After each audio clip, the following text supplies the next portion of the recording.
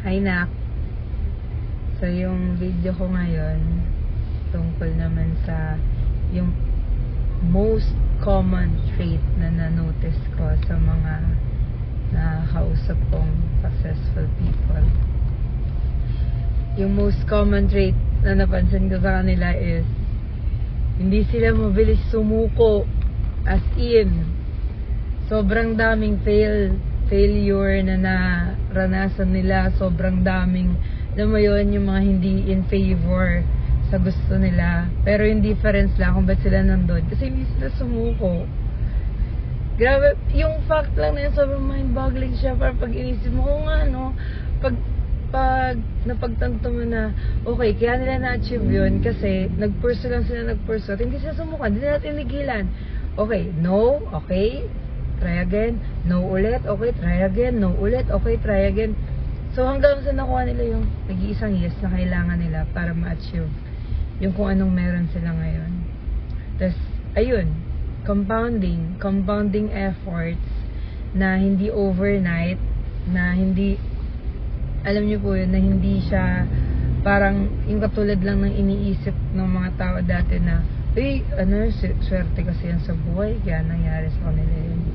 Okay, there might be some luck, pero pag inisip po talaga natin na na-observe ko po sa kanila, may luck, pero mostly parang puro effort talaga eh.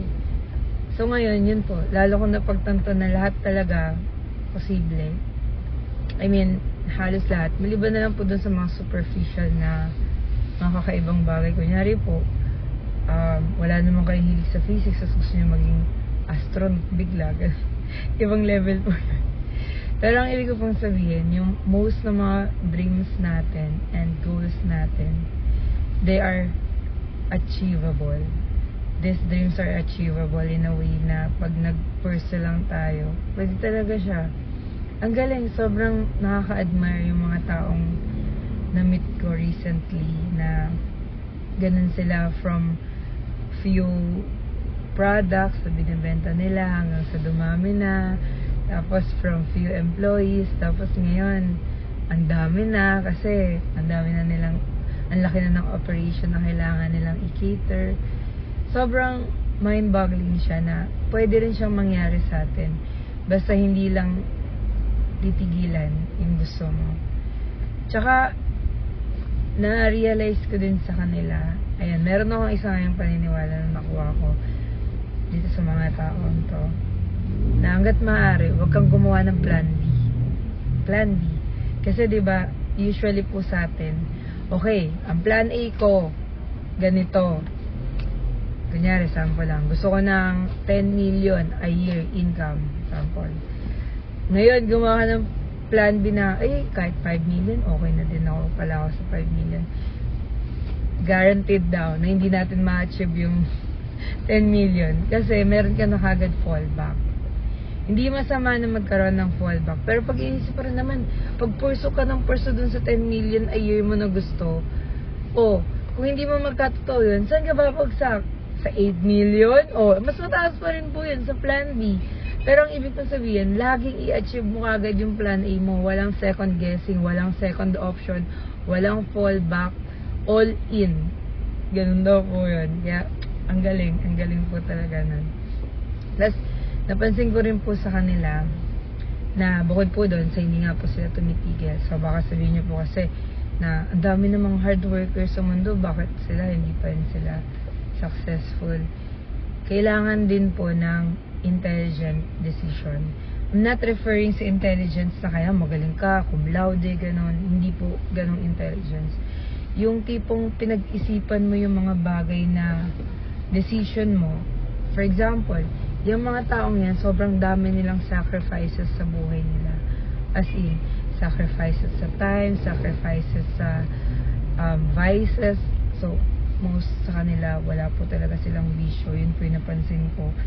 Kung may bisyo man po sila, bisyo ata nila magtrabaho eh. Pero they love what they're doing. Kaya hindi trabaho po yung tingin nila doon.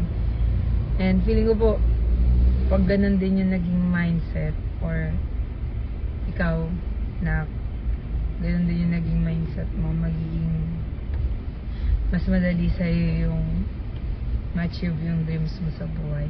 Kasi you're not counting on effort. You're loving the progress. You're loving the journey. And yung reward na gusto mo will just a bonus for you.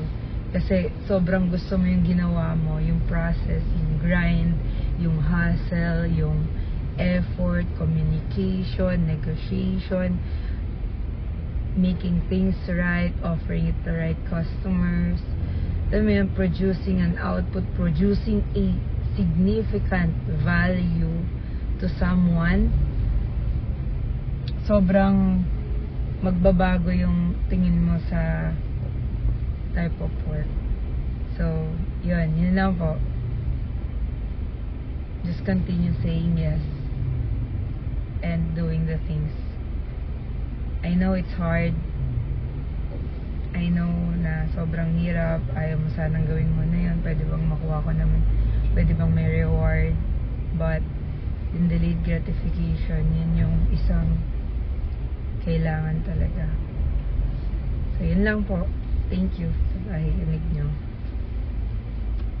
Bye.